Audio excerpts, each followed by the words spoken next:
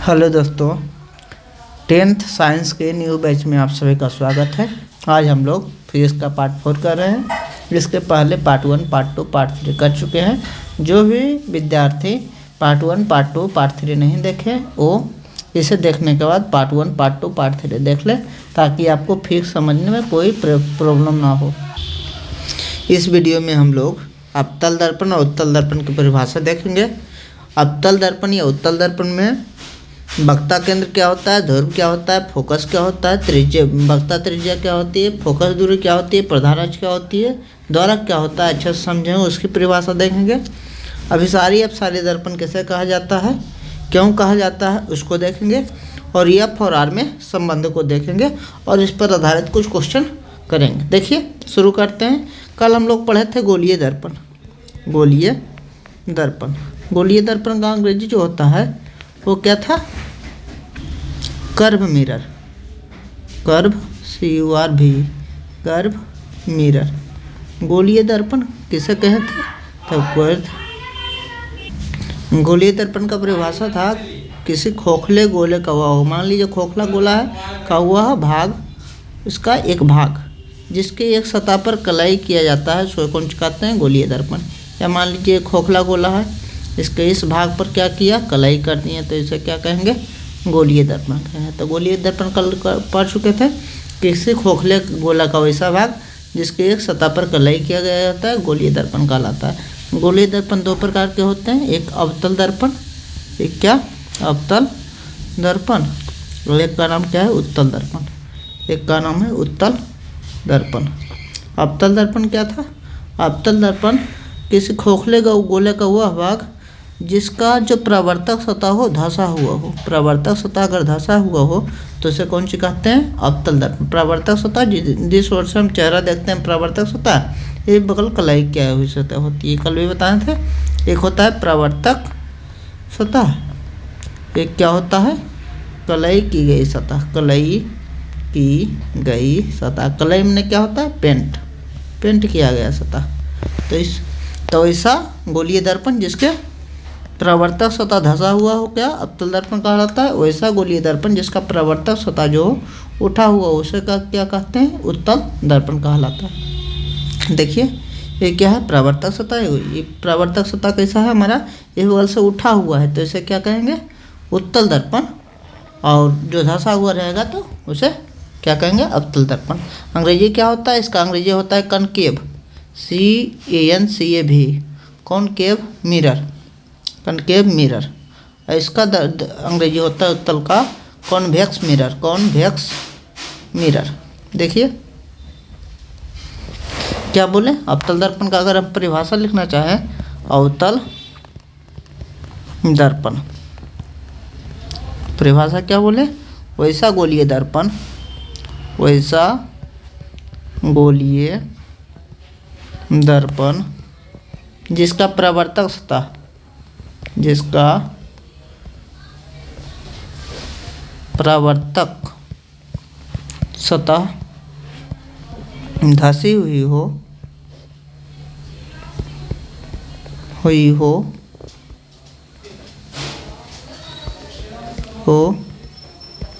अवतल दर्पण कहलाता है, अवतल दर्पण कहलाता है। और दूसरा क्या है, दूसरा है उत्तल दर्पण।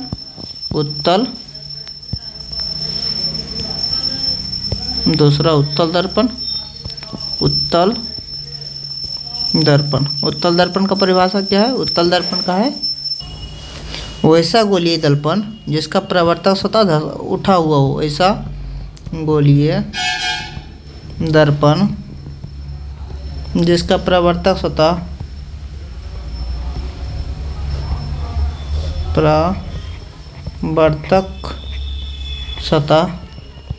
उठा हुआ हो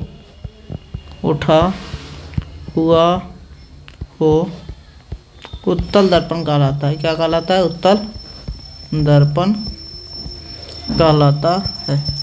एक बात समझ गए होंगे, उत्तल दर्पण क्या होता है, अवतल दर्पण। जब अवतल दर्पण कहेगा कहेंगे प्रवर्तक सतह धंसा हो उत्तल दर्पण, और प्रवर्तक सतह उठा हो तो परावर्तक सतह धसा हो अवतल दर्पण, परावर्तक सतह उठा हो तो उत्तल दर्पण।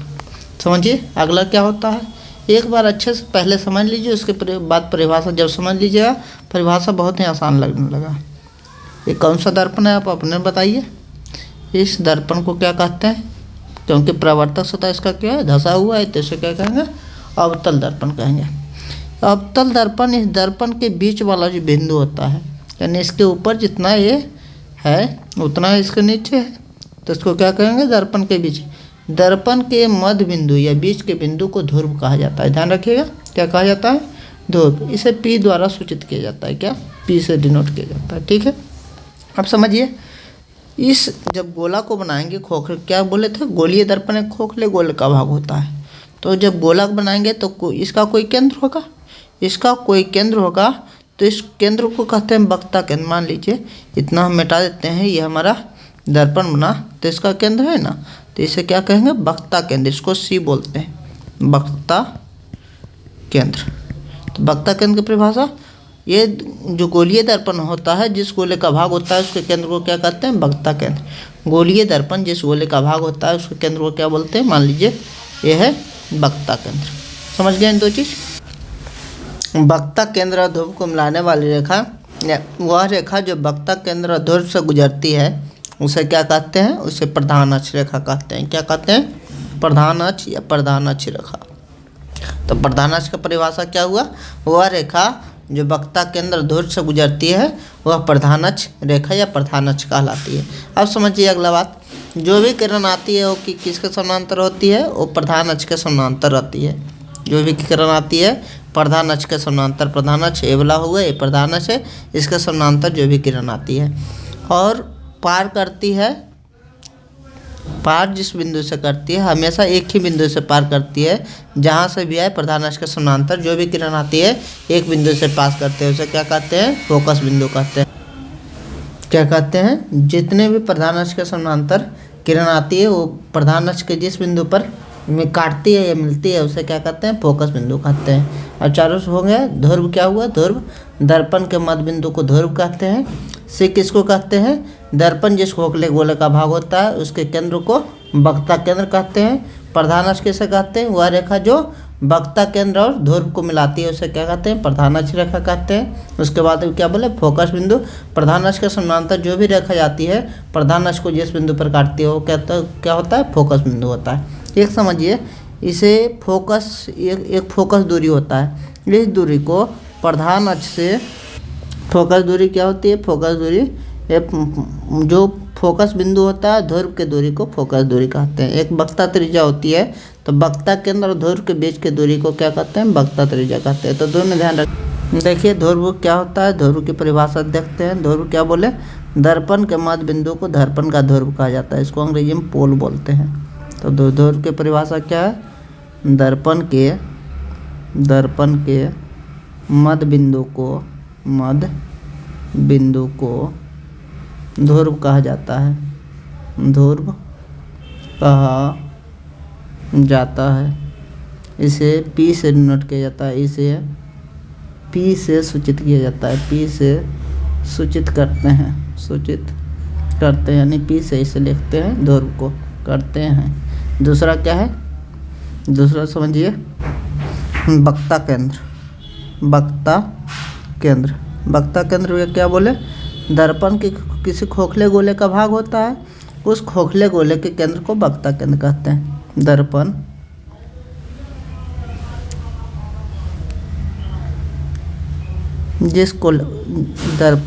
जिस खोखले गोले का भाग होता है, खोखले गोले का भाग होता है उसके केंद्र को वक्ता केंद्र कहते हैं, वक्ता केंद्र कहते हैं। इसे सी द्वारा सूचित किया जाता है, इसे सी द्वारा सूचित किया जाता है। अगला क्या है, अगला देखिए, प्रधान अक्ष। प्रधान अक्ष वैसी रेखा, प्रधान अक्ष, इसका अंग्रेजी होता है centre of curvature, CNT, centre of curvature, VATURE। प्रधान अक्ष का अंग्रेजी होता है principal axis, PRINCIPAL, principal axis, प्रधान अक्ष। क्या बोले प्रधान अक्ष? प्रधान अक्ष किसे कहते हैं? प्रधान अक्ष जो C और P को मिला देता है, यानी वक्ता, वह रेखा जो वक्ता केंद्र और ध्रुव को मिलाता है, वह रेखा जो वक्ता केंद्र एवं ध्रुव से गुजरती है, ध्रुव से होकर गुजरती है,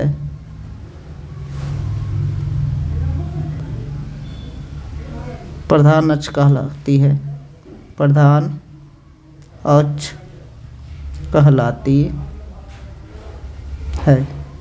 अगला क्या है? अगला देखिए, अगला क्या है? फोकस बिंदु, फोकस बिंदु। क्या फोकस बिंदु बताएं? फोकस बिंदु बोले ये प्रधान अक्ष होगा जिसके समानांतर जितने भी रेखा आएगी कहाँ से गुजरेगी? प्रधान अक्ष गुजरते हुए प्रधान अक्ष को जिस बिंदु पर काटेगी वो क्या होगी? फोकस बिंदु। आंसर क्या होगा इसका? प्रधान अक्ष के समानांतर, प्रधान अक्ष के समानांतर आती हुई प्रकाश की किरणें, आती हुई किरणें परावर्तन के बाद लौट रही है, उसे क्या कहेंगे? परावर्तन।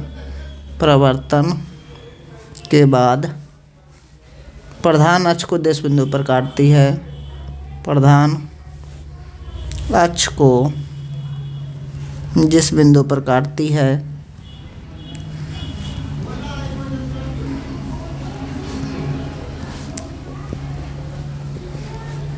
फोकस बिंदु कहलाता है, फोकस बिंदु कहलाता है। इसे बड़ा एफ द्वारा सूचित किया जाता है, लिख दीजिएगा, बड़ा एफ द्वारा इसे सूचित किया जाता है। इसका अंग्रेजी जो होता है, अंग्रेजी होता है फोकस दूरी का फोकस, या FOCUS, फोकस बिंदु का फोकस ही अंग्रेजी होता है। अगला देखिए, अगला क्या है? फोकस बिंदु के बाद है फोकस दूरी, बोले फोकस दूरी, इसका अंग्रेजी होता है फोकल डिस्टेंस, फोकल डिस्टेंस। तो कोई भी दूरी कहेगा तो कहाँ से न पाएगा? ध्रुव से हमेशा दूरी दर्पण में पाएगा। तो ध्रुव से फोकस बिंदु के बीच की दूरी को फोकस दूरी कहते हैं। ध्रुव से फोकस बिंदु के बीच की दूरी को फोकस दूरी कहा जाता है, फोकस दूरी कहा जाता है। इसे स्मॉल एफ से सूचित करते हैं। बड़ा एफ रहेगा तो फोकस बिंदु और छोटा एफ रहेगा तो फोकस दूरी, स्मॉल एफ से सूचित करते हैं, सूचित करते हैं। अगला है वक्ता त्रिज्या। क्या है? वक्ता त्रिज्या, वक्ता त्रिज्या, इसे बोलते हैं radius of curvature, radius of curvature. क्या होता है वक्ता त्रिज्या? जब वो बोले कोई भी दूरी ना पाएगी, रेडियस एक दूरी है, तो वक्ता त्रिज्या क्या होगी? ध्रुव से दूरी पर न पाएगी तो ध्रुव से वक्ता केंद्र की दूरी को वक्ता त्रिज्या कहा जाता है। ध्रुव से वक्ता केंद्र की दूरी, वक्ता केंद्र की दूरी को वक्ता त्रिज्या कहा जाता है, वक्ता त्रिज्या कहा जाता है। एक चीज़ बच गया, इसे कैपिटल आर से सूचित करते हैं, इसे कैपिटल आर से सूचित किया जाता है, सूचित किया जाता है। हम देखे थे अगला चीज़ है द्वारक। क्या बोले थे? द्वारक। द्वारक क्या होता है? दर्पण की चौड़ाई, मान लीजिए दर्पण है तो दर्पण का इस बिंदु से इस बिंदु तक की लंबाई कितनी है, यहाँ से यहाँ तक की लंबाई, ये जो लंबाई है उसे क्या कहते हैं? द्वारक। तो ध्यान रखिएगा, दर्पण की चौड़ाई को दर्पण का द्वारक कहा जाता है। आसान परिभाषा है, द्वारक भी लिख देते हैं। द्वारक दर्पण की चौड़ाई को दर्पण की चौड़ाई को दर्पण का द्वारक कहा जाता है। दर्पण का द्वारक कहा जाता है। दर्पण की चौड़ाई ये रही, इसे दर्पण का क्या कहेंगे? द्वारक कहेंगे। समझ गए? अब समझ लीजिए एक चीज़, उत्तल दर्पण में ये सब चीज़ें कैसे कैसे रहती है एक बार अच्छे समझ लेते हैं ताकि आपको दिक्कत ना हो पूरी चीज़ समझने। मान लीजिए उत्तल दर्पण है, ये क्या है? उत्तल दर्पण, जिसका परावर्तक सतह उठा हो उसे क्या कहते हैं? उत्तल दर्पण। इसमें भी क्या होगा? एक ध्रुव होगा, जो दर्पण के मध्य बिंदु को दर्पण का क्या कहते हैं? ध्रुव कहते हैं। इसमें भी क्या होगा? एक सेंटर होगा, जिससे दर्पण जिस खोखले गोले का भाग होता है उसके सेंटर को वक्ता केंद्र कहते हैं, उसके केंद्र को वक्ता केंद्र कहते हैं। उसके बाद पी वक्ता केंद्र ध्रुव से गुजरने वाली रेखा को क्या कहते हैं? प्रधान अक्ष कहते हैं। प्रधान अक्ष कहते हैं। अब क्या, कोई भी जब किरण आएगी तो कहाँ से आएगी? कहें प्रधान अक्ष के समानांतर आती है, तो प्रधान अक्ष के समानांतर आती है। और जिस तरफ मुड़ी हुई दर्पण उसी प्रकार मुड़ जाती है, लेकिन प्रतीत होती है कहाँ से आ रही है? प्रतीत होती है किसी एक बिंदु से आ रही है। जिस बिंदु से प्रतीत होती आ रही है उसे क्या कहते हैं? फोकस बिंदु। तो इसमें क्या हो, उसमें कन्फर्म कट रही है, प्रधान अक्ष कोई अथी काट नहीं रही है, ये क्या है? दिखाई दे रहा है कि ये कट रही है, तो फोकस बिंदु हो गया। इसको क्या कहते हैं? फोकस बिंदु और ध्रुव के बीच की दूरी को फोकस दूरी, और वक्ता त्रिज्या और वक्ता केंद्र और ध्रुव के बीच की दूरी को वक्ता त्रिज्या कहते हैं। द्वारक, यहाँ से यहाँ तक की दूरी जो होगा उसे क्या कहेंगे? ऐसे जो दूरी होगा उसे क्या कहेंगे? द्वारक कहेंगे। तो सभी आपको समझ में आ गया। एक चीज़ अगला जो समझना है, दोनों का अच्छा फिगर समझना है। ये देखिए, ये कौन सा दर्पण है? ये है अवतल दर्पण, कि इसका परावर्तक सतह क्या है? धंसा हुआ है। तो मान लीजिए प्रधान अक्ष है, तो प्रधान अक्ष के समानांतर जितने भी किरण आएगी एक बिंदु पर यहाँ एकत्रित होगा। जहाँ जितना भी किरण आएगी एक बिंदु पर एकत्रित होगा। ठीक है, एक बिंदु पर एकत्रित हो गई। जितने भी किरण हुई एक बिंदु पर एकत्रित हो रही है, जितने भी किरण है एक बिंदु पर। जब एकत्रित होती है, हम पहला ही वीडियो में पढ़ाए थे, जब प्रकाश किरण एक बिंदु पर एकत्रित होती है उसे कहते हैं अभिसारी। क्या कहते हैं? अभिसारी किरण पुंज।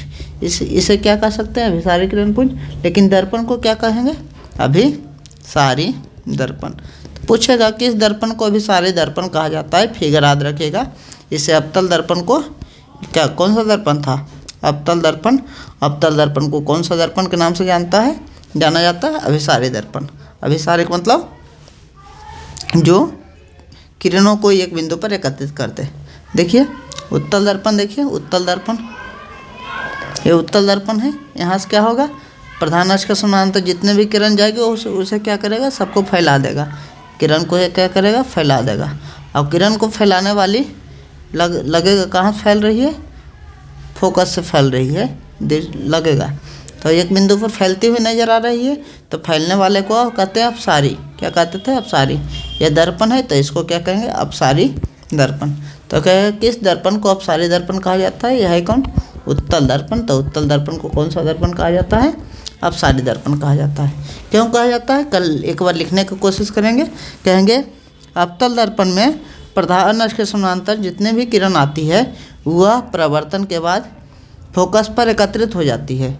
इसी कारण अवतल दर्पण को क्या कहते हैं? अभिसारी दर्पण कहते हैं। इसमें क्या लिखेंगे? इसमें लिखेंगे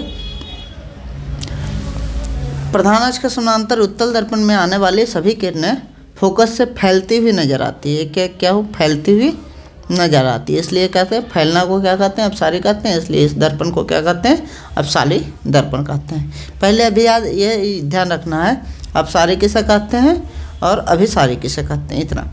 अगला जो हमको सबको देखना है आज, अभी जो बोले मान लीजिए कि ये दर्पण है, हमारा कौन सा दर्पण है, अवतल दर्पण है, ठीक है।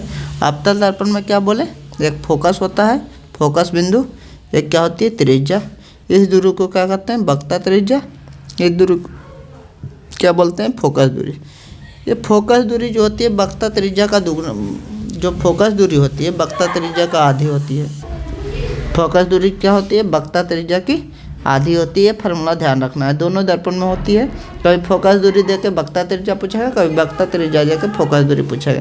जैसे क्वेश्चन हम अभी बना देते हैं, यदि किसी दर्पण की फोकस दूरी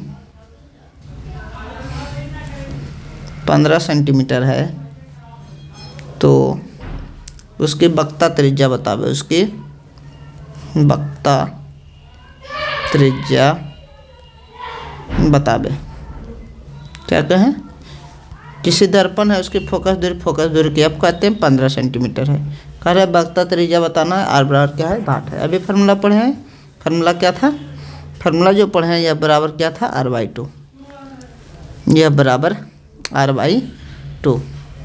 एफ का मान 15 है, आर का मान निकालना है /2, तिरछा गुना करेंगे तो आर बराबर कितना होगा, आर गुना 1 आर हुआ, अपना देना 30 सेंटीमीटर। इस प्रकार आर एफ को देकर क्वेश्चन पूछ सकता है।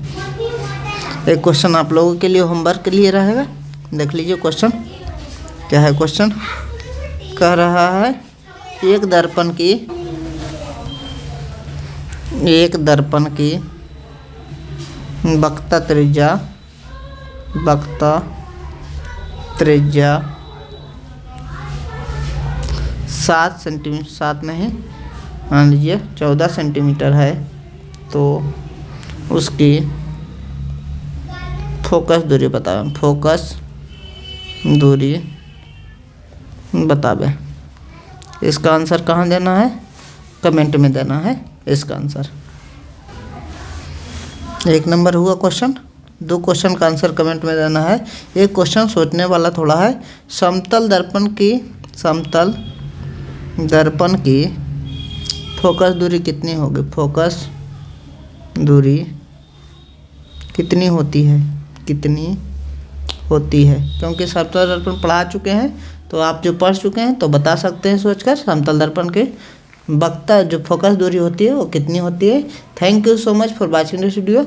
अगर कोई भी इस वीडियो से जुड़ना चाहते हैं, इसे लगातार देखना चाहते हैं तो यह वीडियो आपके बोर्ड एग्जाम के साथ साथ किसी भी कम्पिटिटिव एग्जाम के लिए कारगर साबित होगी। जो भी इस लेवल का कम्पिटिटिव एग्जाम होता है, जैसे पॉलिटेक्निक आर्ट होता है, तो उसके लिए अलग से मैथ और साइंस पढ़ने की ज़रूरत नहीं पड़ेगी। सभी को एक नंबर है 7004934449, इस पर व्हाट्सएप में 10th लिखकर मैसेज कर दीजिए। आपको एक ग्रुप की लिंक से ज्वाइन कर दिया जाएगा। उस पर जो भी होमवर्क भी देंगे उस पर होमवर्क जांचेंगे, और जो भी टेस्ट शनिवार को टेस्ट लेंगे। यह क्लास सोमवार से शुक्रवार तक चलेगा। शनिचर को क्या होगा, टेस्ट होगा, तो टेस्ट भी उसी व्हाट्सएप ग्रुप पर लेंगे। Thank you so much for joining this class. Thank you.